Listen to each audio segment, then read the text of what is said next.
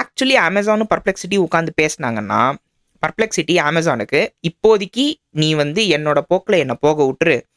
Once அந்த இப்போ நீங்களே யோசிச்சு பாருங்க. உங்களுக்கு உங்கள் மாத க்ரோசரி பில் இருக்குது. அந்த க்ரோசரி பில்லை நீங்கள் காமெட் கிட்ட வந்து வாய்ஸில் சொல்லி அதை போய் அமேசானில் ஆர்டர் பண்ணி உங்களுக்கு வந்துருச்சுன்னு வச்சுக்கோங்க. நீங்கள் எது வேணால் வாய்ஸில் சொல்லி அது அமேசானில் ஆர்டர் பண்ணி வந்துருச்சு.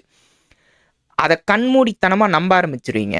அது நம்ப ஆரம்பித்ததுக்கப்புறமா அது வழியாக நீங்கள் ஸ்பான்சர்ட் ப்ராடக்ட்ஸ் அண்ட் நான் சொன்ன மாதிரி இந்த சப்ஸ்கிரிப்ஷன் நீங்கள் கொடுத்தா தான் வந்து இது நீங்கள் வருவீங்க, இல்லைனா நீங்கள் ஆடு பார்த்துட்டு தான் வாங்கணும் அப்படின்னு அதில் அந்த ஆட்லேருந்து கொஞ்சம் ரெவன்யூ வந்து அமேசானுக்கு. ஏன்னா அமேசான்லேருந்து தான் நான் வாங்குறேன். அந்த மாதிரி நிறைய விஷயம் பண்ணலாம். ஆனால் அதுக்கு அமேசான் பர்ப்ளெக்சிட்டியை நம்பணும். அப்போ அமேசான் நம்பலையா அப்படின்னு பார்த்தா, ஆனால் பார்த்தா பேசோஸ் வந்து அதில் இன்வெஸ்டர்.